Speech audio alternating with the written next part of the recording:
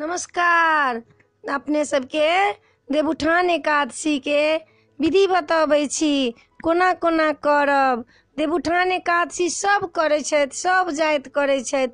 ई सबसँ प्रसिद्ध एकादशी छनि। एहिमे तुलसी के विवाह भेल छनि। आ देवउठान एकादशी के नियम ये एक दिन पहिले माछ मांस लहसुन प्याज, दशमी के माछ मांस लहसुन प्याज नहीं खायब, माथ धो कऽ नहा लेब, अरबे अरबाइन खायब। एके बेर लोक खा कऽ करैया, लेकिन जिनका नहीं निमहै छनि से अपन दुनू साँझ खा लेलथि दशमी के नीकसँ। लहसुन प्याज नहीं खा कऽ अरबे अरबाइन खा कऽ माथ धो कऽ नहा कऽ तहन व्रत केलथि, एकादशी के व्रत केलथि। एकादशी के व्रत के दिन जे निराहार करै छथि, ओना निराहार तऽ नहिए लोकके करऽके चाही। जे निराहार करै छथि सेहो निराहार, आ जे नहीं करै छथि से पहिले आँगन घर नीप कऽ अहिपन देबऽ के विधि अपना सबके बहुत अइ। अहिपन अष्टदल दऽ देब।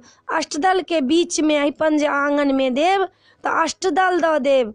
अहिपन के बीच में दूटा पैर देब पूरब मुँहे कऽ कऽ, आ पूर्वे मुँहे कऽ कऽ गोसाउन के घर करऽ लेल हुनकर पैर बनायब। दुनू तरफ से डरीर खींच कऽ आ हुनका पैर बनैबते बनैबते अष्टदल लऽ लऽ कऽ आ भगवान घर तक ल पैर लऽ जायब हुनका। आ ओहिठमन जैठमन भगवान छथिन, भगवती छथि तैठमन, आ नहीं तऽ नहीं बाहर में छी तऽ भगवान छै तहाँ दूटा पैर हुनका बना कऽ आ ओहिठमन सँ धान के शीश मंगा कऽ आ आँचर से लऽ कऽ अष्टदल लऽ कऽ आ भगवान तक आँचर में जल लऽ कऽ आँचर सँ शीश लऽ कऽ कहियौन हुनका कि घर के बाहर के देवता घर आओ। 3 बेर कहि कऽ बाहर के देवता घर आओ, बाहर के देवता घर आओ। ई किया कहै छै? जे दिन लोग सूप पीटैया दिवाली के दिन तऽ नहीं कहै छै घर के लक्ष्मी बाहर छै, घर के लक्ष्मी बाहर छै, तऽ ओहि दीपावली के दिन रहै छथिन बाहर गेल। ताहि लऽ कऽ ओहि दिन देवउठान एकादशी दिन देवता जगै छथिन, तऽ जगै छथिन तऽ बाहर रहै छथिन। तऽ लोक आँचर लऽ कऽ जल छीटैत आ शीश धान के लऽ कऽ हाथ में आ ओहि अष्टदल लऽ सँ जहाँ जहाँ पैर देने छी तैठमन सँ आँचर लऽ कऽ जल छिड़कते घर में जाइ छथि।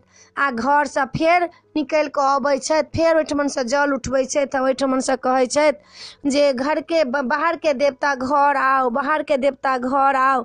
3 बेर कहि कऽ जल छिड़क दियौन। आ जतेक पैर के रूप बनेने छी से सूर्य उगऽ सँ पहिले सबटा मेटा देब। अष्टदल में जे बीच में जे पैर ये सेहो मेटा देब। अहिपन जे देब तऽ जाटा बच्चा ये तैटा बखारी दिअ, जाटा बेटा छै तैटा किताब बनाओ।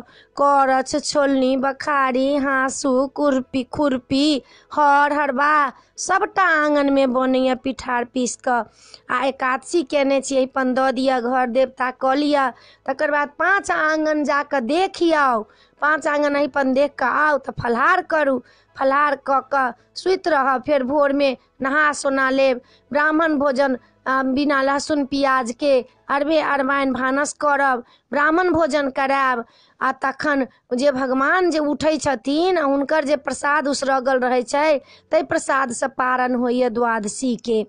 कुसियार के लोक भोग लगबैया, भाटा के लोक भोग लगबै। ओहि दिन मुरइ भाटा कुसियार पान मखान मिश्री जते जिनका आँट छनि से सब देवता के भोग लगबै छथि। आ ओहे भोग सँ पारण होइया। अपने सबके एकादशी के हम विधि बतेलहुँ हँ, अहिपन के विधि बतेलहुँ। अपने सबके नीक लागत तऽ हमरा जरूर कहबै आ सब्सक्राइब जरूर करबै। तुलसी के कथा धऽ देलहुँ हँ, एकटा घाट कथा देलहुँ हँ आ एकटा तुलसी के कथा देलहुँ हँ, 2टा कथा देलहुँ हँ। घाट कथा जे कातिक माघ बैसाख नहाय छी तिनको कथा दै छी, और की कहै छै तुलसी के कथा सेहो देलहुँ हँ जे तुलसी के छलखिन, कहाँ से एलखिन, कोना हुनकर तुलसी विष्णु सँ विवाह भेलनि से सबटा देलियनि हँ। अपने सबके ई विधि पसंद आयत तऽ हमरा सब्सक्राइब करऽ नहीं बिसरबै। जय मिथिला, जय भोला बाबा।